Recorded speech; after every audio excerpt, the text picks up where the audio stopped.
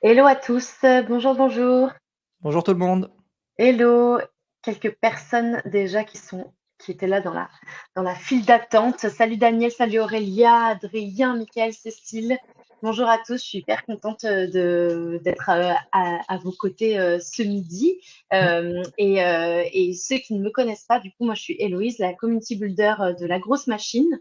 Je suis en charge d'une communauté qui s'appelle Playground, qui est dédiée aux sales, aux growth et aux recruteurs. Et donc c'est créé par La Grosse Machine, mais c'est un forum ouvert à tous sur lesquels on échange sur nos stratégies et nos approches en matière de prospection, que vous soyez hyper débutant ou au contraire très expert.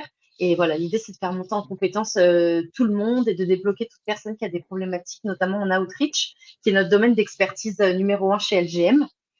Et, euh, et d'ailleurs, pour ceux qui ne savent pas ce qu'est LGM, c'est une solution de prospection multicanal qui permet de prospecter sur LinkedIn, par email et également sur Twitter. Et je peux vous envoyer d'ailleurs dans le chat un lien pour tester gratuitement LGM. D'ailleurs, j'en profite, il y a une offre jusqu'au 1er mai 23h59 pour tester gratuitement 30 jours plutôt que 15.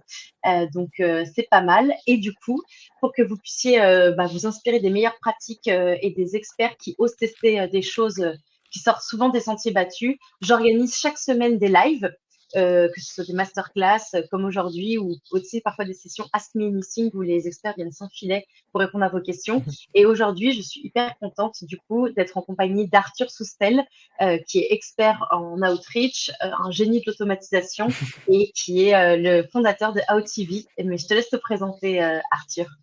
Alors bonjour à tous, merci pour cette présentation ma foi fort sympathique. Je vois quelques noms dans le chat que je reconnais et même certains anciens élèves, donc merci à vous d'être présents et bonjour à ceux qui me rencontrent. Effectivement, oui, j'ai plusieurs casquettes, comme tu l'as dit. Spécialisé de la outreach, je ne sais pas, mais en tout cas j'en fais. J'en fais avec mon équipe, je suis plus tout seul, heureusement.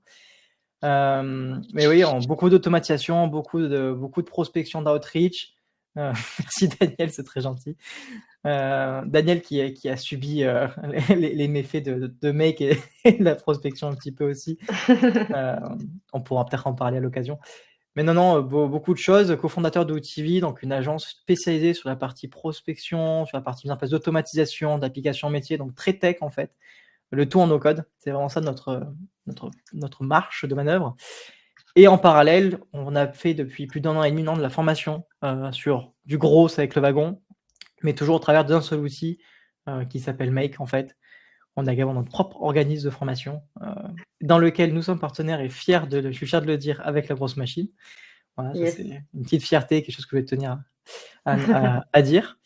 Et puis voilà, on va se retrouver là pendant une petite heure tous ensemble pour parler d'outreach, de best practice.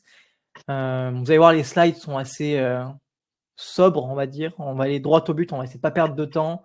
Comme je l'ai dit dans mon post LinkedIn et dans les différents réseaux sur lesquels je vous ai communiqué, et on va essayer de pas faire de bullshit, le plus transparent possible. Et vous allez voir que finalement, la prospection, c'est finalement pas si compliqué que ça. Il faut juste... Non, je vous en dis pas plus, on va commencer, puis vous allez voir. Alors, et du coup, juste avant que tu commences à partager, j'envoie un petit sondage euh, pour savoir qui débute en prospection. Du coup, ça m'intéresse de savoir aussi votre niveau. Donc, n'hésitez pas à nous dire quand vous débutez. Ça va permettre aussi peut-être d'adapter ce sur quoi on insiste avec Arthur ou quoi. Et dans tous les cas, n'hésitez pas à poser vos questions dans le chat. Vous avez aussi un onglet questions. Là, pour le coup, on est entre nous, donc si vous posez des questions sur le chat, ça ne sera pas perdu, j'aurai l'œil. Donc voilà, n'hésitez pas à poser toutes vos questions et on va de toute façon ponctuer toute la session avec vos interrogations et pouvoir aller un peu plus loin dans vos problématiques si vous en avez que vous voulez qu'on creuse. Voilà, voilà. Et j'ai lancé un petit sondage, du coup, à droite, vous avez un petit onglet pour savoir en effet qui débute aujourd'hui. Et je te laisse présenter, Arthur. Ouais, merci. Alors, attends, partager l'écran. Du coup, j'ai tout partagé. Hop. Puis je vais vous décaler sur ma droite. Je te fais confiance pour les questions, si jamais il y en a, même si je le regarde. Bien Mais sûr, ouais, ouais. pour le regard Non, non, non, caméra, c'est quand non. même mieux qu'on se regarde dans les yeux. Te prends pas la tête sur ça. Je suis le MC. Je poserai, je donne le rythme et je ponctue des questions. Il n'y a pas de problème. Pas de souci. Bon, Aujourd'hui, vous l'avez compris, on va essayer de parler automatisation, on va parler prospection, on va parler best practice. Je repasse brièvement sur qui je suis, mais bon, formateur, passionné de no-code essentiellement et pas mal de casquettes. On va commencer directement avec un sujet qui est finalement le plus important quand on fait de la prospection, c'est à qui vous adressez. Effectivement, vous allez me dire: «Oui, tu es gentil, tu m'apprends rien» et c'est vraiment le b.a-ba. Vous devez apprendre à connaître votre audience. Vous devez, quel que soit le framework utilisé, moi j'ai pas de framework particulier, associé. Moi, je suis quelqu'un d'assez simple sur cette partie-là. Comme je l'ai dit à certains d'entre vous et qui en a discuté ou même quand on me pose des questions, la manière la plus simple à moi pour trouver mes clients, pour identifier mes clients, mes prospects, les personnes qui sont intéressées, je vais faire une chose toute simple, c'est je vais aller sur LinkedIn, je vais aller sur les Discord, je vais aller sur Slack et je vais poser des questions en fait. Je vais juste discuter, échanger et j'y vais pas dans un but commercial. Et maintenant, malheureusement aussi, il y a eu beaucoup d'abus sur la partie prospection. Peut-être aussi un sujet qu'on pourra aborder sur les mauvaises pratiques, typiquement en outreach. On a tous été prospectés sur LinkedIn. Et moi, le premier, quand je reçois maintenant une invitation sur LinkedIn, quelqu'un que je connais pas, j'ai toujours cette petite hésitation, tu sais, à venir cliquer sur oui, j'accepte, surtout quand il Bien n'y a pas sûr. de note d'une personne, de pourquoi elle me demande en invitation. Bon, aujourd'hui, j'ai aussi conscience que LinkedIn a restreint le nombre de notes qu'on peut mettre par semaine, donc je suis un peu plus conciliant, mais quand même. Et donc, typiquement, maintenant, ce que je fais, c'est très simple, c'est je mets dans mon message, quand je veux contacter une personne qui ne me connaît pas, ni Adam, ni Dev, je dis voilà, il n'y a pas d'enjeu commercial, je veux discuter avec toi. Et c'est bête, mais ça fait vraiment une différence pour comprendre votre audience. Ça permet d'aller vers votre audience, de discuter avec elle. Et elle est tout de suite à l'aise parce elle sait très bien que vous n'allez pas lui vendre quelque chose. Mmh. Voilà, c'est tout simple, mais finalement, le mot d'ordre, c'est juste de l'humain. C'est ni plus ni moins que ça. Et après, en termes de manière de faire, il y a plusieurs possibilités. Soit vous prenez un vieux bloc-notes, crayon papier, on va commencer à regarder les différents profils, quels sont les liens entre chacun, typiquement les niveaux hiérarchiques, leur métier, les types de boîtes dans lesquelles ils travaillent, la taille de l'entreprise aussi, qui est souvent un très grand facteur sur comment prendre son audience. Tout ça, c'est des facteurs que vous allez noter, mais en fait qui vont se confirmer avec le temps. Cette notion de comprendre votre audience, ça va pas se faire en une semaine. Il y a 2-3 ans, je ne sais pas si tu t'en rappelles, mais il y a 2-3 ans, on disait ouais, ça peut aller très vite. LinkedIn n'avait pas de limite, on pouvait envoyer autant d'invitations à des contacts que ce qu'on voulait. Il y avait 0 limite. Maintenant, on est assez limité. Donc vraiment, prenez le temps. Ça va prendre peut-être plusieurs mois, plusieurs semaines. Ça va dépendre aussi la maturité de votre offre. Ça joue énormément. Mais voilà, prenez le temps de bien rencontrer votre persona, discuter avec elle. Là, normalement, vous arrivez au moment de me dire ouais, bon, d'accord, mais Comment on fait un persona? comment on fait un persona et comment on fait une liste de prospects bien segmentée. En fait, encore une fois, c'est assez simple. Alors là, je travaille sur un truc qui est Miro, c'est une espèce de gros tableau blanc où on peut poser des cases et c'est assez collaboratif. Moi, j'avoue que j'aime bien. Mais vous pouvez faire ça sur un papier, sur un tableau blanc comme c'est derrière moi aussi, ça marche très bien. Et juste, voilà, encore une fois, vous notez toutes les discussions que vous allez avoir avec votre cible. Vous prenez du plus large et vous allez faire la classique entonnoir. Vous allez descendre petit à petit, vous allez affiner petit à petit votre prospect. Et il y a des facteurs en fait qui vont apparaître. Ces facteurs, ça va être l'âge, ça va être le métier, ça va être le niveau hiérarchique, ça va être ses préférences personnelles, ça va être ses besoins professionnels aussi à leur niveau. Et il y a aussi quelque chose qu'on voit un peu moins et qui disparaît avec le temps, avec notamment tous ces messages automatisés que l'on voit de plus en plus, surtout quand il y a l'IA qui entre en jeu. Bien évidemment, je vais parler de l'IA, mais vous allez voir que j'ai un avis assez tranché sur la chose. C'est la manière dont vous allez vous adresser à votre cible. Encore une fois, si vous venez en disant je vais vous vendre quelque chose, vous êtes sûr que vous allez prendre une porte. et le pire, on commence déjà à aller sur la partie rédaction de message, mais le pire à faire, c'est je connais ton besoin. Ne faites jamais ça. Parce qu'en fait, si vous dites que vous connaissez le besoin, pourquoi tu viens parler avec moi? C'est-à-dire que tu me Ouais, connais mieux que moi. on peut toujours, je pense, faire l'analogie avec ce qui se passerait dans la rue si on abordait quelqu'un, en fait. Ouais, complètement. Tu fais pas, tu t'arrives pas en disant, hey, je suis la personne qu'il te faut. Je sais quels sont tes Donne-moi pains ton dans ta vie. 06. Donne-moi ton. Donc ça, en fait, ça le fait pas et en fait, c'est pas parce qu'on est pas en face to face qu'il faut avoir des comportements hyper weird entre guillemets qu'on n'aurait pas dans la vraie vie comme ça, quoi. Voilà, donc encore une fois, ne cherchez pas à faire compliqué. La prospection, c'est surtout en outreach, c'est quelque chose qui peut devenir technique si vraiment on commence à savoir monter des usines à gaz. Et je vais vous en montrer une usine à gaz que j'ai montée, qui marche, mais qui est une belle usine à gaz, je vous la montrerai à la fin. Mais quand on commence, vraiment rester simple, crayon, papier, tableau blanc, ce que vous voulez, vous prenez des notes, essayez de faire des catégorisations, essayez de comprendre vraiment le plus possible votre cible et discuter avec elle le plus naturellement possible. C'est le meilleur moyen de marcher. La sincérité, en fait, tout simplement. Hein. Je me permets de partager peut-être toutes les questions qu'on peut se poser sur un persona Ouais, dans bien le sûr. chat. On a Hello Eric, on a fait un template Notion qui reprend toutes tes questions de ton Miro, donc n'hésitez pas, comme ça vous l'avez sous la main et ça vous permet de vous poser sur vos personas. Il suffit je l'ai mis dans le chat à l'instant, Ouais, il suffit de parfait. cliquer et vous avez accès. Tu veux que je l'affiche peut-être? Je clique dessus pour l'afficher? Ouais, quand tu es dans le, ouais, ouais, tu peux complètement cliquer dessus et tu arriveras dans le playground. Ah, Et je suis si pas tu te connecté. connectes, Attendez. ah oui, bah, il suffit de te connecter et tu as accès au Notion. Donc n'hésitez pas. Donc voilà, donc encore une fois, je vous le répète, hein, soyez simple et concis pour commencer, surtout si vous êtes débutant là-dedans. Cherchez pas à faire compliqué. Et après, voilà, pour construire sa liste de prospects, bah, d'abord, vous allez le faire manuellement, ce travail-là. Vous allez contacter les personnes manuellement. Et puis après, vous allez commencer à faire ce qu'on appelle du scrapping. Donc, aller récupérer un certain volume de données, de volume de profils, parce que vous avez déjà identifié votre première audience. Mais, enfin, audience, personnel, d'ailleurs, pour moi, c'est la même chose. Hmm. Ce personnage-là, vous allez voir qu'il va s'affiner avec le temps. Je vous prends un exemple tout bête et que je vais garder tout au long de cette présentation. Moi, typiquement, on lance une offre à destination des étudiants sur la partie formation, sur l'automatisation avec Make, qu'on a pour but de rendre le plus accessible possible, surtout un tarif solidaire. Et ben justement, les étudiants, en fait, ils sont pas tous prêts dans mon audience à passer à l'action, à l'achat, parce que certains sont peut-être déjà formés, parce que certains n'ont juste pas envie, parce qu'ils n'ont pas le temps. Et en fait, on s'est rendu compte d'une chose toute bête, c'est qu'en discutant avec eux, on s'est rendu compte que ceux qui nous répondaient plus dans nos campagnes, c'est ceux qui avaient déjà un certain niveau. Et là, on commence à rentrer dans ce qu'on appelle la segmentation. Donc en fait, la Ouais. segmentation, c'est juste le principe de dire, j'ai mon étudiant qui est en école de commerce, mais j'ai mon étudiant qui est en 3e année d'école de commerce et qui est en alternance. On est sur un segment au-dessus, qui est encore plus précis. Et en fait, on retrouve finalement une stratégie d'entonnoir. On va affiner le message. Parce qu'encore une fois, il ne faut pas oublier une chose, c'est que l'on fasse de la prospection par email ou par LinkedIn, il y a 3-4 ans, c'était le zoo, on pouvait envoyer 100 000 emails, 100 000 messages, on n'était pas punis.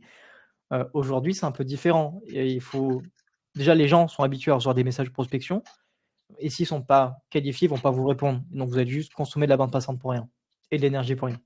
Donc, le plus vous allez segmenter, le plus vous allez avoir une audience qui va vous répondre et qui sera pertinente par rapport à ce que vous voulez faire avec eux. Ça peut juste échanger, ça peut être proposer une solution, ça peut être faire plein de choses, mais soyez le plus précis possible. Donc, au début, on commence large avec une audience très large, avec un persona très simple, et puis après, on l'affine petit à petit. Et là, je reprends encore une fois l'exemple du tableau blanc. Trop bien. Je pense que c'est déjà pas mal. Est-ce qu'il y a déjà des questions à ce Ouais, stade-là? est-ce que vous avez des questions? N'hésitez pas à nous dire. Pour l'instant, écoute, pas de questions dans le chat. On peut continuer. Il y a Marine qui est en train de taper, mais je pense on peut avancer et on reviendra au pire sur les questions sans problème. J'en profite, bonjour à l'équipe de Filament.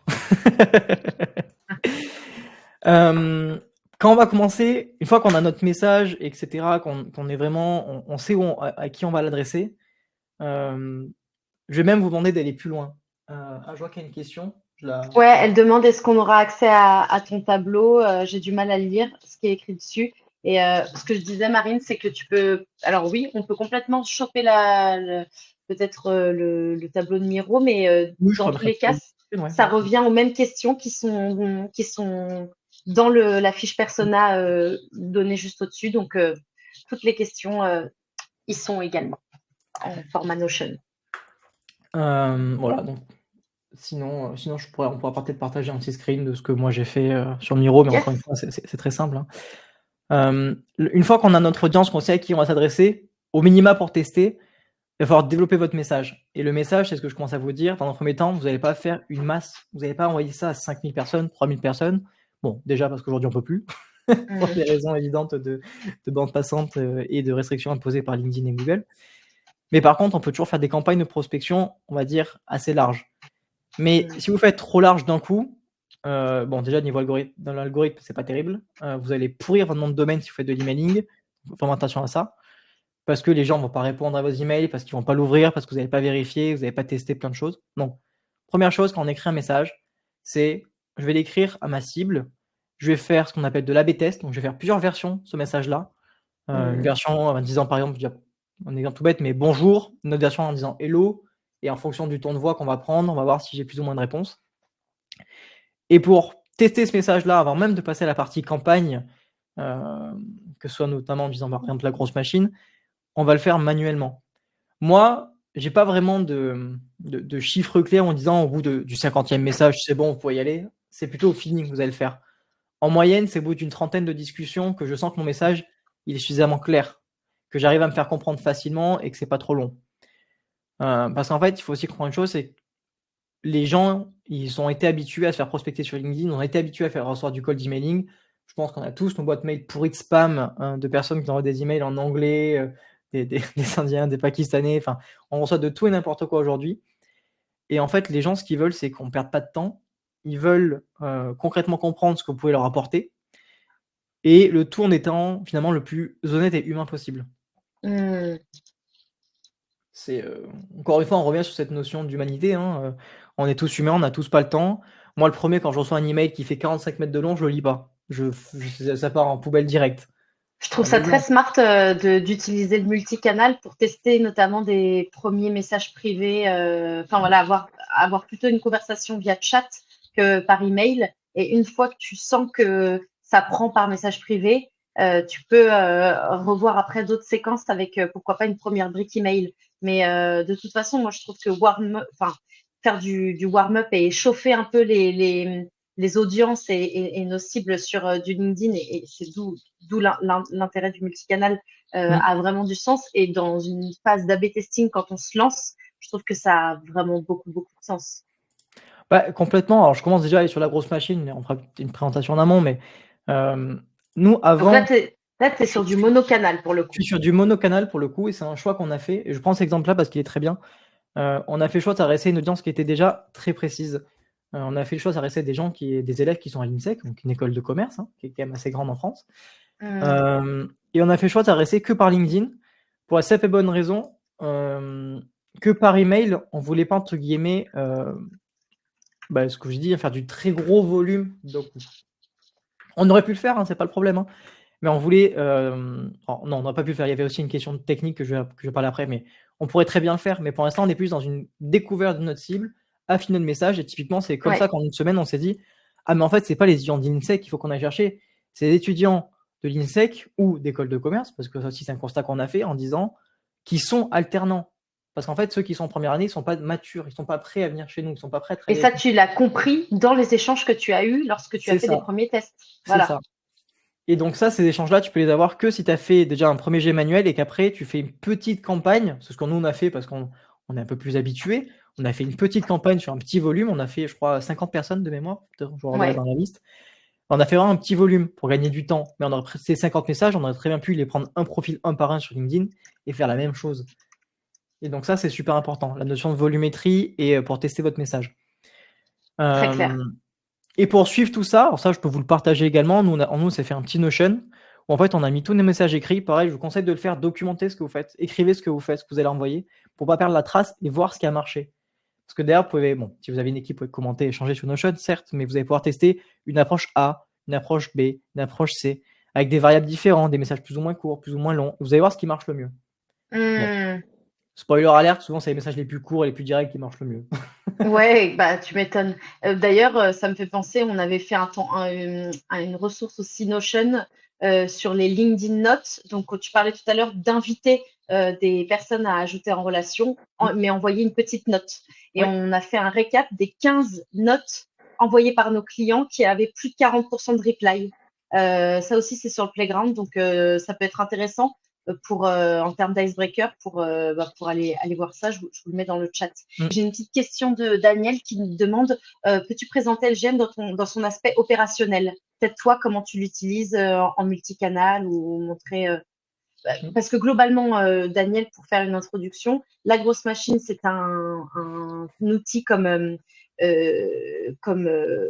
d'autres outils de prospection multicanal qui permet d'envoyer des campagnes sur LinkedIn, par email, sur Twitter. Et voilà ce que montre Arthur actuellement, c'est différentes séquences envoyées et tu vas pouvoir eh bien, à l'intérieur importer différentes audiences. Que ce soit via Sales Navigator, par un CRM ou par même des intégrations comme Clay. Donc, tu fais tes segmentations, tu les importes directement dans la grosse machine et dans la grosse machine, tu peux ensuite faire une campagne en sélectionnant l'audience que tu veux, en construisant surtout ton séquençage et pour chaque brique de tes séquences, mettre un copywriting. Voilà. Dis-moi si tu as d'autres questions. Et ce que je disais, je le mets, mais jusqu'à demain, 23h59, vous pouvez tester un mois. La grosse machine, c'est pas mal parce que ça vous laisse quand même pas mal le temps de faire tourner une campagne test ou tout simplement mettre un peu les mains dans LGM. Et il n'y a pas d'engagement, on ne demande pas de carte bleue ou quoi. Donc, tester LGM, ça peut être un bon plan de le tester d'ici le 1er mai. Comme ça, vous avez accès un mois plutôt que 15 jours. Et voilà, là, en effet, Arthur est en train de faire un peu un tour des différentes fonctionnalités. Et donc, il y a la partie campagne, la partie lead, inbox. Effectivement, pour montrer juste brièvement d'un point de vue opérationnel, quand on fait du multicanal, même si on va y venir, hein, ça prend sous format de branche. Alors, pour ceux qui connaissent Make, on retrouve cette notion de chemin. Et comme dans la plupart des outils d'ailleurs, aujourd'hui, c'est très visuel. Si on fait des campagnes qu'on appelle du coup multicanal et pas omnicanal, que j'ai montré donc que sur LinkedIn, mais vraiment pur et de l'email et du LinkedIn pour augmenter notre taux de réponse, pour augmenter la percussion, l'impact qu'aura nos messages, nos campagnes. Voilà, c'est un outil que moi j'aime beaucoup, la grosse machine. C'est vraiment très efficace pour le coup. Et typiquement, la partie emailing, c'est pas quelque chose qui se fait en un claquement de doigts. Je vais y venir un petit peu à la fin, mais c'est des petites parties techniques à faire en amont. Mais par contre, c'est très efficace si, par exemple, votre cible, j'ai des personnes qui, moi, me répondent jamais sur LinkedIn et qui me répondent que par mail. Moi, typiquement, je vous répondrai jamais par mail, je réponds que par LinkedIn. Donc, c'est un moyen aussi pour augmenter le fait de faire du multicanal, votre taux de réponse et le taux d'engagement auprès de votre audience, d'échanger avec elle, etc., etc. Et opérationnellement, tu as l'inbox. Peut-être que tu peux cliquer juste à gauche sur l'inbox. Justement, le multicanal, on peut tout de suite se dire « Ah, mais c'est galère parce que tu envoies des campagnes, tu as des réponses de partout. » Non, on réunit tout au même endroit. Donc là, tu peux même trier par campagne, par canal, etc. Et donc, du coup, tu as vraiment tout l'inbox qui te récapitule toutes tes réponses. Tu peux attribuer des statuts parce que du coup, tu peux gérer derrière ton CRM. Il y a des intégrations avec Pipedrive, HubSpot. Donc, c'est aussi un moyen de continuer de segmenter et de faire vraiment du lead management et même du lead scoring avec des statuts et une gestion de ta base CRM et surtout une gestion de tes échanges. Et derrière, après, tu as tes statistiques. Et on a rajouté très récemment les tâches manuelles. Et donc, les tâches manuelles, c'est qu'on a commencé avec les calls, mais demain, il y aura d'autres tâches manuelles qui vont arriver où tu vas pouvoir mettre dans ta séquence une brique call. Donc, tu peux dire qu'à un moment donné, que ce soit au début ou au milieu, tu rajoutes un call et donc toute la séquence s'arrête. Elle te dit, tâche manuelle, là, il faut que tu appelles ton lead. Tu l'appelles. Tu as d'ailleurs dans LGM ton script en mode anti-sèche. Et après, une fois que le call est fini, tu peux attribuer un statut après la conversation et la séquence peut reprendre. Donc, voilà, c'est très, très large tout ce que tu peux faire avec les LGM. Et si tu as d'ailleurs des questions plus globales sur LGM, on anime un product tour tous les mardis à 17h. Je vais vous mettre le lien dans le chat pour justement que vous puissiez prendre vos marques et poser toutes vos questions et avoir une vraie démo live. Une vraie démo live. Hop, j'ai envoyé le lien du product tour dans le chat avec toutes les sessions de tous les mardis. Donc, vous pouvez prendre la session que vous voulez. Midi 25, je pense qu'on peut doucement avancer. Ouais. Ah, il y a une question de Michael qui dit, est-ce que vous gérez automatiquement les quotas limite d'envoi de Oui, DM et invite sur LinkedIn. j'adore cette feature. Faut que je la Oui, retrouve. Je bien sais jamais évidemment. où elle est, mais je l'adore. Je sais plus où elle est celle-là. Ouais, ouais, elle est dans My tchouk, tchouk, tchouk. profil. Ou alors elle est à gauche dans Identity, peut-être Je plutôt. crois que c'est Identity. T'as peut-être raison. Limit and Hours, ouais, ça. Tu vas dans Voilà, c'est Identity, Limit ça. and Hours. Et en fait, tu vas venir sélectionner les jours où tu vas prospecter les gens, tes campagnes vont partir, et tes quotas par outil. Ça, c'est vraiment top. C'est ce qui m'a fait aussi prendre un abonnement chez La Grosse Machine, pour l'anecdote. Parce que justement, j'étais très frileux parce que LinkedIn a annoncé des mesures en disant les Ouais. robots, on n'en veut plus. Donc, typiquement, nous, on y va gentiment. Avant, on était à 120 sur la partie contact, on est passé à 90. On va peut-être descendre encore un peu. Parce que justement, LinkedIn sont de plus en plus alertes. Parce que nous, on fait beaucoup de LinkedIn pour le coup, sont beaucoup plus alertes sur la partie message envoyé, que ce soit le nombre de visites sur un profil, le nombre de messages qu'on m'a envoyé, le nombre de demandes de contact avec ou sans invitation. On fait bien attention à ça et La Grosse Machine permet de réguler ça, donc ça c'est très cool. Ouais, ouais, pour le coup, c'est très important pour nous, la sécurité et le respect des quotas, ouais.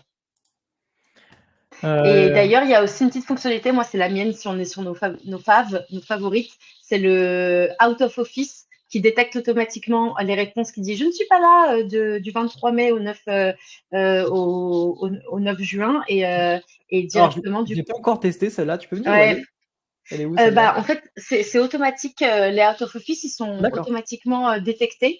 Et du coup, derrière, tu peux les re-rentrer dans des séquences en disant, ah bah, contactez Martine au 9 mai et tu te fais des séquences automatiques pour gérer aussi tout ce qui est out of office. Donc, c'est assez Ok. cool pour ça. Et comme le mois de mai est un mois gruyère avec des ponts dans tous les sens, et ben, je pense que cette fonctionnalité a vraiment du sens dans des mois comme celui-ci. En vrai, sur LinkedIn, le mois de mai, certes, il y a un gruyère, on rejoint totalement sur l'emailing, mais sur du LinkedIn, les gens, n'oublient pas qu'ils sont toujours au téléphone à côté d'eux. Donc, c'est Ouais. aussi une opportunité au mois de mai pour venir mettre un peu plus de contact. Profitez-en peut-être plus pour envoyer des messages de test, aux campagnes de test, donc pas des gros volumes, mais plutôt Hum, en unitaire. Profitez du mois de mai parce que les gens, ils vont faire des barbecues, ils vont sortir, ils vont faire machin, ils vont aller au bar, ils auront toujours leur téléphone à portée de main et répondre à un message sur LinkedIn en direct, c'est vite.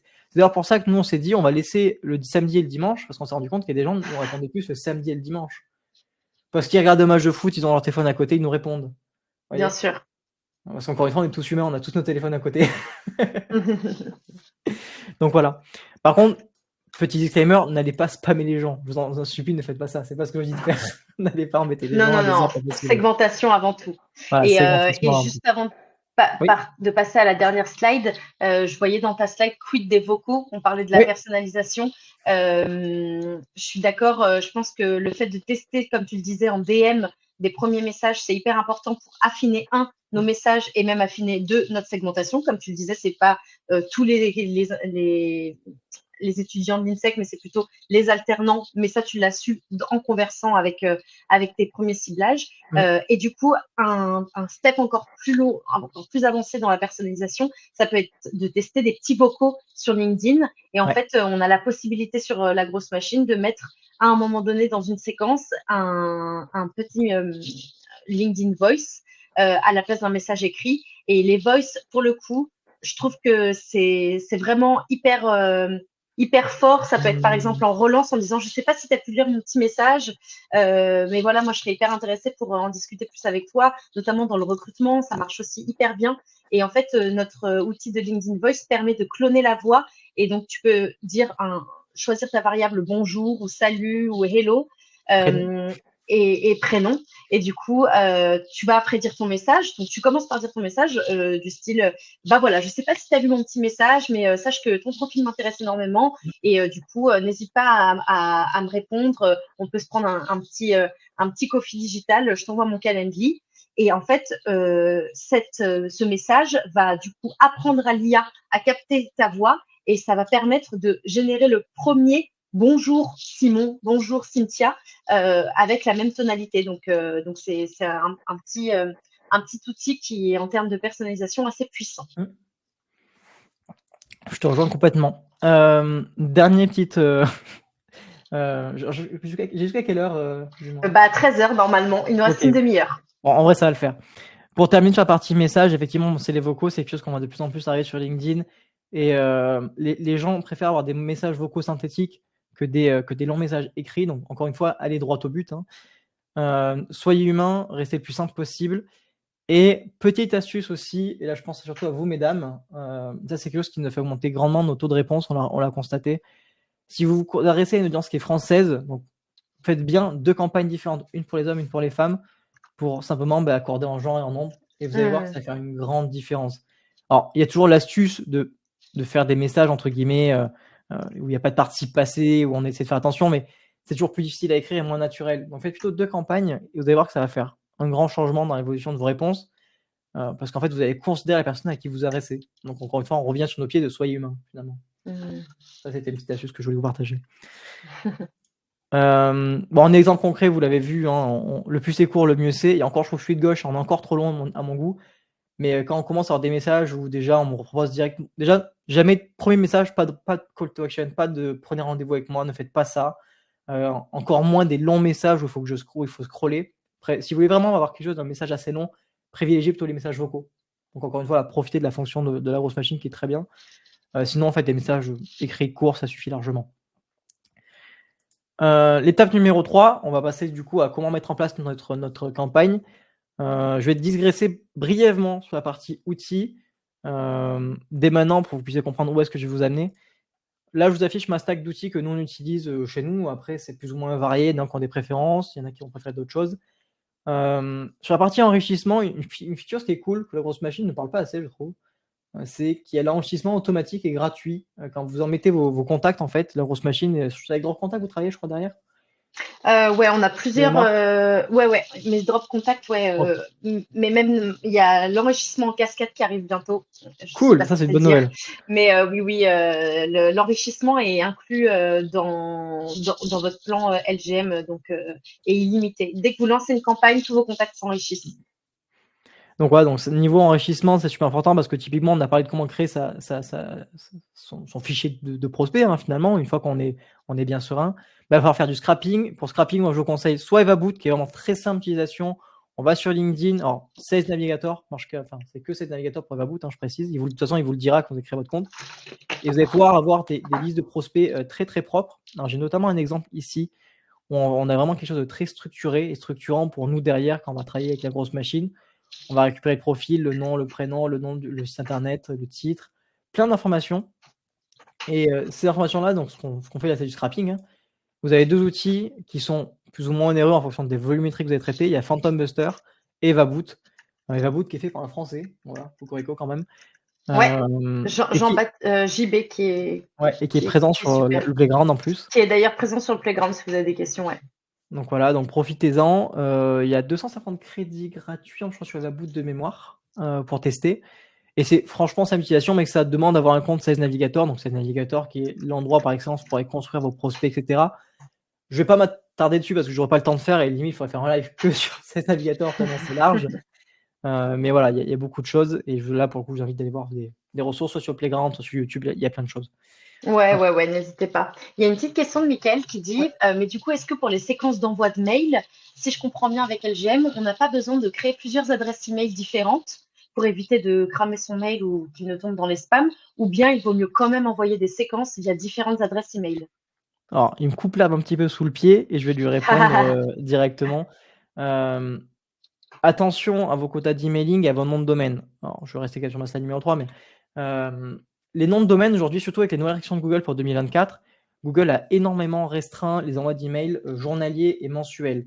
Et il sanctionne de plus en plus les campagnes de masse, il sanctionne de plus en plus les domaines. C'est-à-dire que demain, Google peut vous flaguer, il ne vous le dira pas, mais vos emails n'atterriront plus dans les inbox des personnes avec qui vous travaillez, par exemple, parce que votre nom de domaine, vous l'avez sali parce que vous avez mal géré votre prospection, vos cadences d'emailing. Donc, ce que nous, on fait à notre niveau, c'est qu'on a acheté en fait des dérives de noms de domaine. Je vais prendre l'exemple, on a une organisation qui s'appelle impulp.tech. On a acheté le nom de domaine impulp.fr et on va faire notre campagne d'outreach en emailing sur impulp.fr. Comme ça, impulp.tech reste intact pour le SEO et pour nous, quand on communique entre nous, on sait qu'on va quand même recevoir nos emails entre nous parce que ce serait dommage de faire blacklister juste parce qu'on n'a pas fait attention à ça. Pareil, sur la partie emailing, je continue de digresser un petit peu, mais pensez à faire ce qu'on appelle du préchauffage. C'est un peu technique. Et aujourd'hui, à ma connaissance, il n'y a que Lemwarm qui le propose de le faire. Allez regarder, c'est une manière de préchauffer vos emails pour dire entre guillemets à Google, c'est pas un robot, c'est pour simuler que c'est pas un robot, que c'est une vraie personne. Ça, il faut à peu près compter 1 mois avant de lancer vos premières campagnes pour être serein, en ayant évidemment fait aussi toute la partie DKIM, DKS, ce genre de choses, toute la partie sécurité et que vous ne soyez pas flagué par Google. Donc en fait, l'emailing, il y a vraiment plusieurs, pas techniques, mais encore une fois, vous allez trouver plein de tutos sur YouTube, c'est pas si compliqué que ça, hein, mais juste faites attention à pas pourrir votre nom de domaine. Ne travaillez jamais l'emailing avec votre nom de domaine principal, même pour du test, ne le faites pas. Parce que si vous le faites mal, ne faites pas attention, vous allez juste vous faire blacklister et vos emails partiront plus, quoi. Donc c'est dommage. Bien sûr. Ouais, Mailforge, en Voilà, effet, on mais nous Force, en Smartfeed aussi, donc ouais, carrément. Et pour ceux qui débutent et qui se posent la question de comment faire pour set up son envoi d'email et pour assurer la bonne délivrabilité des emails, je vous envoie une conversation qui a été faite sur Playground qui résume les 5 étapes, notamment la partie un peu parfait. technique, hein, justement, dont tu parlais, avec la configuration, le SPF, le DKIM, etc. Et la chauffe d'email. Donc, n'hésitez pas. Donc ça, en fait, ça fait partie des rares enjeux techniques que vous allez rencontrer pour faire la prospection multicanal. Alors, omnicanal, si vous faites que du LinkedIn, vous allez dire, c'est pas grave, j'en ai pas besoin, et vous avez raison. Privilégiez quand même le multicanal à terme et l'omnicanal pour commencer. Mais ouais, Ouais. ne faites pas de l'emailing n'importe comment. Avant, je vous aurais dit, bon, on s'en fout, il y a 3 ans, c'était pas grave. Maintenant, aujourd'hui, bon, les temps ont changé. Donc voilà. Et donc, si on revient sur notre sujet, sur la mise en place des campagnes, ça reprend en fait un petit peu tout ce que je vous ai dit. C'est quel est votre objectif? Est-ce que vous faites de l'omnicanal ou du multicanal d'entrée de jeu? Moi, j'ai plus tendance à dire, faites d'abord de l'omnicanal pour commencer, puis du multi quand vous voulez scale. Connectez votre CRM si vous le pouvez pour avoir ensuite prospect qualifié. Là, il y a plusieurs options. Soit vous passez par l'intégration native que propose la Ghost Machine avec du Pipedrive, du HubSpot. Et vous faites Salesforce ou pas aussi? J'ai pas vérifié. Oui, je Pipedrive, pense. je Oui, sais. oui. Et Ouais, ouais. Salesforce, voilà. Sinon, passez par Make, meilleur outil du marché d'automatisation. Et après, voilà, les campagnes, vous avez vu, on se rend sur la grosse machine. Alors, je prends encore une fois la grosse machine parce que c'est l'outil que j'affectionne, mais vous avez plein de templates qui sont prédéfinis, vous avez beaucoup de choix. Et sur le plan maximum de la grosse machine, vous pouvez aussi créer vos propres campagnes. Ah Et oui, si tu as déjà, raison, ça c'est bien de le dire. Et voilà. voilà, vous avez des templates préfaits parce que du coup, le sondage disait qu'il y a surtout des personnes qui débutent aujourd'hui dans l'audience. Donc, il y a des templates qui sont préfaits. Donc, n'hésitez pas. Et d'ailleurs, il y a des pages use case qui vont arriver bientôt sur la grosse machine où tu rentres non pas par canal comme on le fait aujourd'hui, mais par use case. Donc, ça pourrait être aussi intéressant. C'est pas mal aussi, effectivement. Donc voilà, après, choisissez vraiment ce que vous voulez faire. Il y a beaucoup de choix. Alors, moi, je suis pas un fan de Twitter. Les gens qui me connaissent le savent. Moi, je fais essentiellement de l'emailing du LinkedIn. Et commencez peut-être par des petites cadences pour ceux qui débutent. Ça sert à rien d'avoir des 3, 4, 5 relances, c'est beaucoup trop. 1, 2 relances suffit largement. Si la personne vous répond, elle vous répondra de toute manière. Une cadence qui est bien, je la vois pas là, mais c'est une cadence qui justement fait un follow-up avec un message vocal. Je crois que c'est celle-là, tiens. Moi, j'aime bien. Ouais, c'est celle-là où on va faire du LinkedIn brièvement et de l'emailing avec des messages vocaux. Comme ça permet de multiplier la manière dont ça reste à la personne. La cadence, elle est relativement courte, donc on ne va pas spammer non plus la personne tout le temps. Donc, c'est plutôt pas mal pour commencer ce genre de cadence. C'est vraiment très simple. Et n'hésitez pas à tester des petits formats pour commencer, encore une fois. Et après le setup, je peux rentrer peut-être dans la technique sur comment est-ce qu'on fait une setup dans la grosse machine, mais vous allez voir, c'est quand même assez intuitif. Je vais rentrer dans ma campagne, je rentre dedans. Il faut que je connecte évidemment mon compte LinkedIn, mon compte email. Ça se passe dans la partie identité. Vous allez voir des petits pop-up qui apparaissent en disant qu'il faut vous demander de lier votre compte avec votre login, votre mot de passe. Et en fait, on a les différentes étapes qu'on voit dans le panneau de droite. Donc, si on fait d'abord une visite, si on ajoute en relation, si on demande de mettre une petite note dans l'ajout de relation aussi. Si on met du délai entre chaque étape. Moi, je suis une version qui est pas, je fais pas du 100% custom parce que j'en ai pas l'utilité à mon niveau. Mais peut-être qu'il faut vraiment faire des choses très très segmentées en fait. Vous pouvez prendre celui avec la version très custom. Et après voilà, c'est send message, juste vous allez mettre votre message avec les variables. Donc les variables, c'est quoi? C'est quand vous allez en fait importer votre fichier de prospect, vous allez importer le nom, le prénom, son genre aussi. Comme je disais, si c'est homme ou femme, on ne s'adresse pas de la même manière. Le nom de sa boîte, le téléphone, ce que vous voulez. Après, vous pouvez aller très loin, typiquement. Donc, voyez, c'est pas très compliqué. Pensez juste à save. Ne faites pas de comment sinon vous allez perdre la progression. Et puis voilà, après ça part et vous testez, vous voyez ce que ça donne. Et dans les settings un peu plus, on va dire, avancés, vous pouvez mettre ce qu'on appelle des goals, donc dire stop quand on atteint tel objectif. Là, vous voyez que pour le coup, vu qu'on est sur un premier début, nous on a fait un truc très simple. Vraiment, c'est juste qu'on a une réponse. On pourrait très bien faire une custom exit, donc un custom goal, en disant si tu atteins tel. Non, je vais pas le faire parce que ça va être un peu de la campagne. Mais si tu atteins tel objectif, par exemple, je vais envoyer une notification dans mon CRM, par exemple. Si c'est pas juste une réponse, mais par exemple, elle a accepté mon invitation, je donne des exemples, mais vous faire vraiment ce que vous voulez, et ça permet d'avoir une campagne assez aboutie. Donc vous voyez que c'est pas très compliqué, ça va relativement vite à setup. Le plus long, en fait, finalement, c'est de travailler ses messages et créer sa liste de prospects. Après, le reste, ça va relativement vite. On va dire, en 1 heure, c'est plié. Je crois qu'il y a une question, si je ne dis pas de bêtises. Oui, il demandait si du coup l'enrichissement, c'est Mickaël qui demandait si l'enrichissement était intégré ou s'il fallait avoir une API Drop Contact. Donc je lui ai répondu déjà D'accord, que ok. c'était intégré. Parfait. Et sinon, moi, j'avoue que je suis un peu pénible sur la partie enrichissement. En plus, je mets une surcouche en amont avec un outil qui s'appelle ICP. Ça, c'est vraiment pour la partie spécifique à l'emailing, que je trouve meilleur que Drop Contact. Mais si la cascade arrive, j'avoue que du coup, j'avais rien à blâmer. Ouais. C'est bien. Mais sinon, ouais, sinon l'enrichissement est directement prévu dans la grosse machine, donc ça, c'est plutôt cool. Est-ce que ça, sur cette partie setup, je passe un peu vite parce que c'est bon, après, c'est plutôt. Ouais, n'hésitez pas à continuer à poser vos questions. Après le suivi d'analyse, alors ça, j'avoue que c'est là où je suis un peu moins bon. C'est plutôt du feeling en fait. On dit toujours il faut être data driven, hein, ce fameux data driven. Typiquement, sur cette campagne, on a fait 100 personnes. On a contacté 87 personnes. On en a enrichi 43 avec l'enrichissement automatique. On en a contacté 43 et on a 10 réponses. En fait, ce qui est important, c'est le taux de réponse, certes, mais il faut vraiment prendre le temps, surtout au début, la qualité des réponses. Typiquement, sur ces 10 réponses, j'en ai 3 qui m'ont dit je ne suis pas intéressé. Encore une fois, je reprends mon cas des étudiants. Je ne suis pas intéressé, j'apprends déjà suffisamment avec l'école en entreprise. Ok. Et en fait, on a regardé derrière ces gens-là, les profils LinkedIn, on était analysé les profils LinkedIn de ces personnes-là. On est allé, on va chercher à comprendre en fait pourquoi ils nous ont répondu ça. Qu'est-ce qui fait que notre message n'a pas été percutant pour derrière ne pas aller embêter les mêmes personnes. Parce que le but du jeu, la prospection en multicanal, en outreach, ce que vous voulez, le but de la prospection, c'est interagir avec les personnes qui seraient intéressées de communiquer avec vous. Les autres, vous allez juste perdre du temps mutuellement, donc ça n'a pas d'intérêt. Donc moi, ce que je regarde beaucoup, c'est vraiment cette partie réponse. Le taux de réponse est très important. Évidemment, le plus vous allez avoir une grande volumétrique, le plus la campagne va être longue, de par les restrictions imposées par LinkedIn et Google. Donc pour ça, faites plutôt des petites cadences, maximum 150, 200 personnes. Il vaut mieux en avoir 3 à 250 et varier les canaux qu'en avoir une grosse de 500, parce qu'en fait, ça va être juste beaucoup trop long avant d'arriver à vos objectifs. Et puis après, regardez combien est-ce que vous avez gagné, combien de perdu. Ça, c'est plutôt chacun vos objectifs de est-ce que c'est gagné quand c'est pris un rendez-vous, est-ce que c'est gagné que vous avez un vendu. Ça, après, ça, c'est à vous de voir. Mais le taux de réponse, c'est vraiment ça que moi je regarde. Et le taux d'ouverture quand c'est de l'emailing. Le fameux aussi taux de bounce, combien d'emails ne sont pas atterris. Ça, c'est des chiffres qu'on peut retrouver.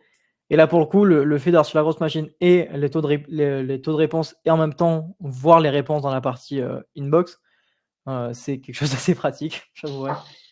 Ça nous évite d'aller checker à chaque fois la partie et sur email et d'aller chercher à droite à gauche l'info. On a tout centralisé, donc c'est très pratique. Et puis après, voilà, c'est du bon sens, j'ai envie de dire. C'est du très bon sens de dire, voilà, si mon message n'est pas percutant, c'est qu'il y a une raison. Donc voilà. Alors sur ce point, je me permets de compléter à 2 niveaux. Il y a une fiche qu'on a fait pour évaluer vos performances selon vos use cases avec des moyennes qu'on a pris sur tous les résultats de nos clients. Donc vous pouvez aussi vous situer selon vos use cases, par exemple lead gen ou recruter, avec des taux moyens de réponse, des taux moyens de bounce, et à chaque fois pour chaque pour chaque data, vous avez des petits quick wins à bien vérifier et à bien mettre en place. Donc ça peut aider. Je vous l'ai mis là dans le chat. C'est une fiche vraiment pour évaluer sa performance et 2, se benchmarker par rapport à la concurrence qui vraiment est basée sur des use cases et sur toute la data de nos clients. Et il y a un autre point que je voulais aborder avec vous. Brice, notre CEO, est un un mordu de Google Sheets et il développe des sheets dans tous les sens. Il est inarrêtable et il est en train de développer, il a développé déjà une analyse de vos campagnes. Alors, c'est une V1. Ça vous permet d'exporter vos datas et d'analyser vos stats directement dans un G-Sheet. Et du coup, ça permet de connecter la data brute en plus à un data studio et après de benchmarker directement les performances de vos différentes campagnes. Vous pouvez faire des comparons entre vos campagnes. Et du coup, il a donné toute la doc pour aller choper ce sheet et il en a fait un petit loom. Donc, si ça vous intéresse, je le mets là dans le chat. Je pense que Arthur, ça pourrait bien te plaire, ce genre d'approche. J'irai Donc, voir ça. je pense que oui, ça va te parler. Je viens de vous le mettre. Voilà, vous aurez aussi du coup le plaisir de voir Brice en loom dans sa folie de Google Sheet. Vous verrez, il est très enthousiaste dès qu'il parle de Google Sheet et ça peut aider les personnes à se comparer leur propre campagne. N'hésitez pas d'ailleurs dans le thread à tester et à dire ça, j'ai trouvé ça moins bien, et parce que Brice vient de sortir la V1 il y a quelques jours et est très friand de feedback. Donc voilà. Il y a Mickaël qui dit: je n'ai jamais vu de live avec autant de ressources. Merci beaucoup. Merci à toi aussi, Arthur. On a bien fait notre boulot, c'est bien. Et il y a une question de Mickaël qui demande: est-ce qu'on peut travailler avec n'importe quel niveau de relation LinkedIn, premier autant que deuxième, ou seulement à partir du deuxième? En vrai, c'est une très bonne question. J'aurais pu le mettre en pro tips, c'est vrai. Mais en fait, les niveaux de relation, moi je préfère toujours les premiers, deuxième degré, troisième rarement, parce qu'en fait les gens vous connaissent pas, c'est fameux vous savez, c'est comme quand on fait une fête, tu vas inviter ton voisin et ton voisin qui dit: je peux venir ramener mon plus un. Tu le connais pas, tu sais pas comment il va réagir, c'est juste une relation d'une relation. Moi je trouve pas ça terrible. Après, c'est toujours pareil, si vous y allez de manière transparente, que vous êtes honnête et humain, pourquoi pas, mais privilégiez plutôt les relations de premier et de deuxième niveau, surtout de deuxième niveau, parce que les premiers souvent ils vous connaissent déjà, soit c'est déjà des clients, soit c'est des prospects qui me convertiront peut-être beaucoup plus tard. Donc privilégiez vraiment plutôt les deuxièmes niveaux. Troisième niveau, moi je suis un peu moins fan. Après ça c'est toujours pareil, hein, c'est bon jugement de chacun. J'aurais tendance à dire vraiment deuxième niveau en premier. Et en termes de faisabilité, oui, dans LGM, on peut toucher les deux, mais de toute façon, il y a toujours dans la séquence une brique qui te dit if already a contact. Si vous êtes déjà en contact, alors, et hop, tu en branches sur une deuxième brique, histoire de ne pas envoyer à quelqu'un qui est déjà dans ton contact: salut, ça va, moi c'est Héloïse, je suis hyper intéressée pour qu'on se mette en contact. Donc ça, c'est prévu aussi. Au moment du début de la séquence, tu mets juste la brique if already a contact et tu scindes en deux pour scinder ton message. Donc c'est faisable dans tous les cas. En plus, c'est bien l'impression de tout trouver avec les petits conseils que je pourrais donner en termes des fameux pro tips après. Les intents, c'est quelque chose qu'on voit de plus en plus, qui apparaissent de plus en plus. En fait, typiquement, les intents, c'est quoi? C'est une personne a changé de poste, une boîte a levé des fonds. En fait, c'est juste le principe de regarder qu'est-ce que fait votre audience qui vous adressez, comment ils évoluent. Moi, typiquement, un étudiant qui change d'école, c'est une intent à mon niveau. Ouais, pour donner un modèle de comparaison. Et ça va vous permettre en fait d'être percutant dans votre message. Alors là, pour le coup, on ne va pas forcément faire ça en mode campagne automatique. Ça va être plutôt du spontané pour augmenter votre taux de closing, mais après que le contact ait été établi au moins une première fois. Et ça va vous permettre en fait tout simplement de contacter la personne à un bon timing, parce que maintenant, il y a aussi une question de timing qui rentre en jeu. Par exemple, une boîte qui vient de lever des fonds, à mon niveau, c'est très intéressant d'aller la voir parce qu'elle a des fonds disponibles maintenant et des besoins de scalabilité maintenant, parce qu'ils ont levé des fonds et ils ont des attentes d'investisseurs. Donc le fait d'aller leur venir et leur proposer mes formations sur la partie automatisation pour que leurs équipes soient plus efficaces, c'est tout à fait pertinente. Là où si elles sont, on va dire, j'allais dire en roulis, mais non, dans leur quotidien, dans la tête dans le guidon, elles vont juste me snobber et ce ne sera pas le bon moment. Donc ça aussi, c'est une manière de faire des campagnes efficaces et de venir atteindre la cible au bon moment, la notion de timing. Évidemment, je parle de processer, documenter workflow, c'est aussi quelque chose de très important. Si vous pouvez documenter ce que vous faites, parce que aujourd'hui vous êtes peut-être tout seul, mais peut-être que demain vous allez partager de la ressource avec d'autres personnes. Ça va aussi vous aider à construire vos prochains workflows et l'efficacité de tester aussi l'efficacité de vos workflows. Donc pensez bien à documenter. Un truc tout simple, et encore une fois, je reprends le Notion qu'on a fait, c'est tout simple, mais juste on marque les approches, qu'est-ce qui a marché, qu'est-ce qui n'a pas marché. on prend un Miro, on fait des carrés, on fait des ronds, et on regarde juste les étapes principales et ça suffit largement, pas besoin de faire un truc très compliqué. Et après, voilà, je voulais y venir forcément. On a déjà parlé des quotas. L'IA, cette fameuse IA, on parle beaucoup d'IA, on parle beaucoup de choses en ce moment. On parle de cloning de voix, on parle de cloning tout court, on parle de beaucoup de choses. On a parlé de voice cloning tout à l'heure un petit peu avec la grosse machine. Moi, l'IA, en toute transparence, pour l'utiliser, il faut que ce soit bien fait.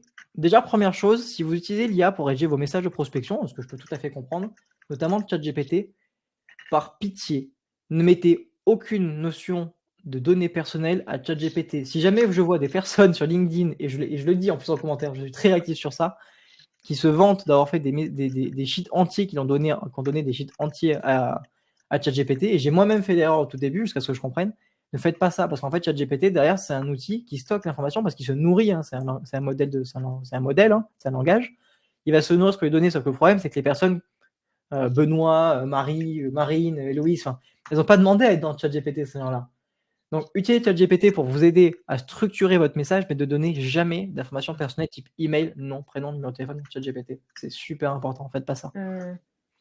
Ça, c'est vraiment un gros disclaimer que je mets. Bon, on ne pourra pas le contrôler, évidemment, d'un point de vue RGPD, je ne vais pas vous embêter avec ça, mais faites attention à ce que vous donnez à ChatGPT, différentes IA. Et après, une petite feature que je vais vous montrer, là, on va sortir de la grosse machine, mais c'est une feature que nous, on a testé, qu'on trouve rigolote, mais pas encore bien aboutie, mais qui a de bel avenir devant eux. C'est un outil qui s'appelle Agent, qui permet de faire beaucoup de choses en IA, notamment du montage vidéo, du cloning aussi. Et ils ont sorti récemment une feature qui permet de faire du cloning, donc de moi, par exemple, qui parle, avec un message personnalisé variabilisé, donc un peu le même concept, hein, dans le message vocal où on va dire hello prénom. Et là, c'est pareil, c'est ce qu'on appelle du text-to-speech, en fait, hein. On va écrire un texte, on va le variabiliser, et l'IA va nous remplacer. Sauf qu'en fait, on va pouvoir faire des choses assez intéressantes, où d'ailleurs, on va venir faire défiler, par exemple, le site internet, en même temps que je parle, et tout ça, c'est des variantes de moi-même. C'est très bizarre à dire. Et c'est des choses qu'on commence à voir apparaître, mais il y a encore du boulot, on n'est pas encore sur un travail très abouti. La petite astuce que je vous donne, s'il y en a qui veulent tester, parce que ça coûte quand même très très cher de faire ça, on est autour des... j'avais regardé pour 150 personnes, c'est quasiment c'est 1 euro par personne, hein, donc ça va très vite. Mais bon, on peut tester sur 30 personnes, c'est rigolo, ça peut avoir un effet waouh sur vraiment un panel de personnes très précises. Si vous avez une audience qui est très tech et qui peut faire un effet waouh, pourquoi pas, ça existe, je vous donne l'info. Mais ça, on est encore sur des choses assez jeunes. Par contre, c'est vraiment pas mal à tester pour ceux qui aiment bien tout ce qui est un peu plus niche en IA. Mais sinon, je propose vraiment de rester le plus humain possible dans vos campagnes. Les messages vocaux, pour moi, c'est vraiment le top du top en termes d'IA aujourd'hui. N'allez pas plus loin. L'IA de la vidéo, pourquoi pas, hein, ça fonctionne, mais comme je vous dis, je pense que ça a ses limites d'un point de vue humain et d'un point de vue ressenti. Et puis voilà, on arrive au but, hein, on arrive au bout. Bah grave. Et tu sais que tu peux faire un zap pour intégrer Agent dans la grosse machine. Pourquoi tu me parles de Zapier? Tu sais très bien que je suis de la team Make, moi. Sorry. Mais oui. Mais bah alors peut-être sur Make aussi Mais c'est tout d'ailleurs, à fait, mais tout en à tout fait, cas c'est oui. possible. Complètement, oui, complètement. On peut utiliser ce qu'on appelle un webhook pour sortir de la grosse machine et venir communiquer avec d'autres outils. Alors effectivement, Zapier et Make font partie de cette liste-là. Nmuten aussi pour les fans d'open source. Et d'ailleurs, peut-être vous montrer si j'ai peut-être le temps, j'ai encore 8 minutes ou pas devant moi. Ouais, vas-y, complètement. Profitez-en pour poser toutes vos questions, mais Arthur on a sous le pied, donc je sens qu'il va aussi avoir plein de choses à nous montrer sur les dernières minutes. Mais n'hésitez pas à poser vos questions. Typiquement, tout à l'heure, je vous parlais d'une personne qui mentionnait les startups qui lèvent des fonds. Moi, c'est un intent qui est très précis pour moi et qui est très important. Et ben en fait, aujourd'hui, on a créé une espèce de petite machine où on a plein d'outils qui s'imbriquent. On a du ChatGPT qui va faire du formatage, on a de l'Apollo pour taper dans une base de données, en plus de LinkedIn et d'autres outils d'enrichissement qu'on a derrière pour vraiment avoir un profil le plus qualitatif possible. Pour expliquer un petit peu, en fait, cette personne-là, alors je dis Phantom Buster pour le scrapping, d'ailleurs, pour l'anecdote, elle va faire ce genre de posting LinkedIn de manière hebdomadaire. Donc, elle s'appelle Théo, hop, je ferai juste tout ça. Théo Fischerman, m'excuse pour son nom de famille, Fischerman. Et en fait, il annonce les boîtes qui lèvent des fonds et il tag les noms de boîtes sur LinkedIn.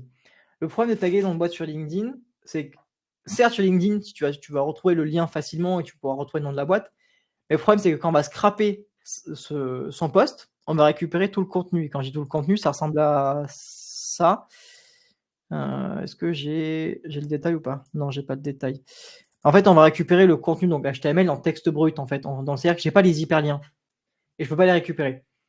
Donc, il faut que j'aille faire ce travail je vais créer une base de données où je vais référencer toutes les boîtes qu'il a mentionnées. Je vais les segmenter, mettre dans une colonne à côté le montant qu'elles ont levé. Et à côté, je vais essayer d'aller faire de l'enrichissement sur des profils type C-level, donc des décisionnaires, et faire matcher ces décisionnaires avec la bonne boîte. Le problème de ce travail-là, c'est que je peux automatiser la partie scrapping et l'enrichissement des informations des décisionnaires. Ça, je sais le faire. La grosse machine sait aussi le faire.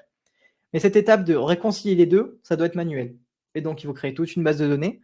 Mais on peut déjà automatiser une grande partie de ce travail-là en utilisant des outils comme Make pour faire connecter déjà l'ensemble des outils entre eux. Donc, le but du jeu, c'est que quand j'en ai besoin, je vais appeler mon scénario, je vais demander à Phantom Buster qui scrape. Il va récupérer tout le fichier, je vais le formater, je demande à ChatGPT de faire le travail de formatage pour avoir en fait avoir des.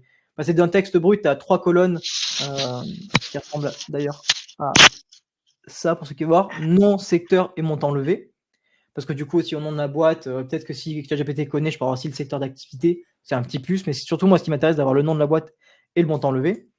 Et puis derrière, je vais appeler Apollo et dire voilà, j'ai cette boîte, trouve-moi le site internet de cette boîte-là, il va m'enrichir l'information, et dans ma base de données, moi je vais venir vérifier à la main si le site internet que j'ai trouvé est bien le même que dans la vraie vie. Donc en fait, j'évite une étape de copier-coller dans ma base de données. Alors je fais ça sur Airtable, mais on aurait pu très bien faire ça sur Google Sheet, évidemment. Et après, derrière, une fois que mon site internet il est validé avec la boîte, tout est en automatique, c'est-à-dire que je vais venir enrichir mon prospect qui m'intéresse, donc chercher les décisionnaires. Pareil, moi j'utilise Apollo, mais il y a d'autres solutions qui existent, il y a des Lusha, il y a beaucoup de bases de données qui existent. Et d'ailleurs, on va pouvoir lancer des campagnes dans la grosse machine. Et ce que je vous partage là, c'est notamment un des use cases qu'on fait dans la formation chez InPulp qu'on a créé. Parce que typiquement, c'est partie des cas d'usage qui, je trouve, sont intéressants et qui sont quand même assez pointilleux, mais qui permettent de gagner d'avoir un vrai gain de temps et de productivité quand même sur le long terme. Trop bien. Et Arthur, est-ce que tu veux nous parler justement de ta formation? C'est, je pense, le bon moment. En 2 mots, alors brièvement, effectivement, comme je l'ai parlé un petit peu tout à l'heure, on fait de la formation notamment sur Make, donc l'outil que je vous partageais là tout à l'heure. Alors ça, c'est assez complexe. Nous, le but du jeu, c'est qu'on voit cette formation Make comme vraiment une manière d'acquérir une compétence qui demain sera sur le CV pour un emploi ou pour quelqu'un qui veut rentrer, faire la réinsertion dans l'employabilité, comme une compétence absolument à acquérir. Je dis pas ça par marketing, je suis vraiment convaincu parce qu'aujourd'hui, je pense qu'on a tous marre de faire des tâches très répétitives et chronophages. On a tous marre d'avoir plein d'outils qui ne communiquent pas entre eux. C'est quelque chose qui peut prendre beaucoup de temps. Et du coup, le fait de se former des outils comme Make, ça va vous permettre d'apprendre une méthode de travail.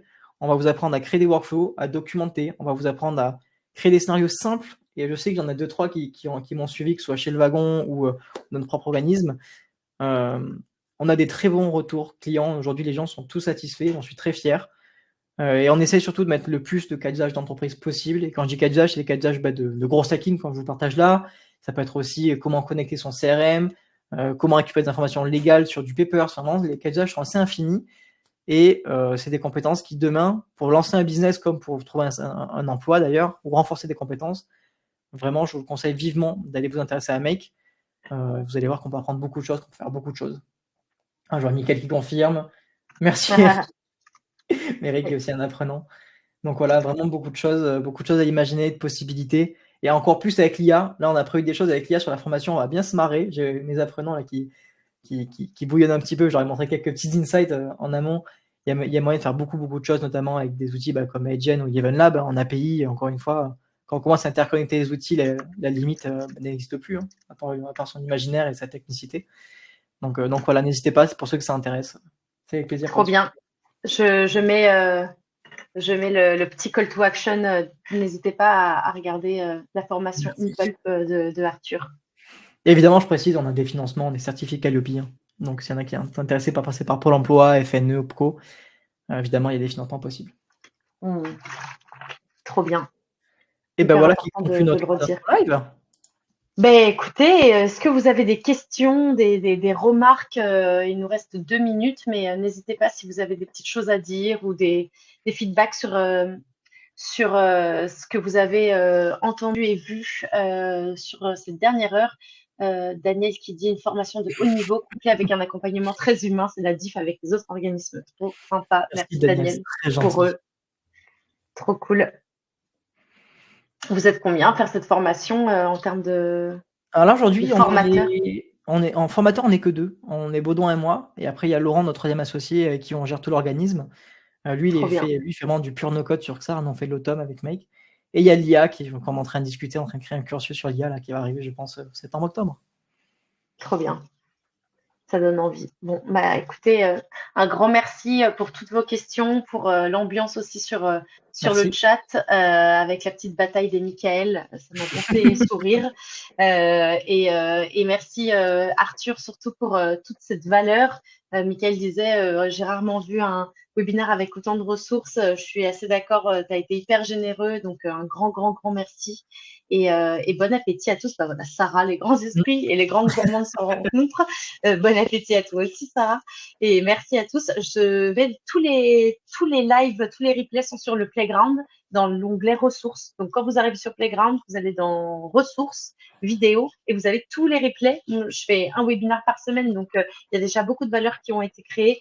Et celui d'Arthur sera mis en ligne aujourd'hui ou demain. Non, demain c'est férié. Mais aujourd'hui, alors du coup, j'en fais une affaire personnelle pour qu'il soit en ligne cet après-midi sur le Playground. Et puis, il y a plein de ressources et surtout la conversation peut se prolonger là-bas. Arthur fait partie du Playground. Ouais, Donc, n'hésitez pas à aller poser vos questions ou soumettre des campagnes, des copywriting, des approches, des stratégies dont vous n'êtes pas forcément hyper sûr. Vous voulez challenger avec le collectif et l'intelligence de tous les membres. Un grand merci à toi, Arthur, et à très, très Merci. bientôt. Merci pour À la l'invitation. prochaine. Merci tout le monde. Merci tout le monde. Au revoir. Au revoir.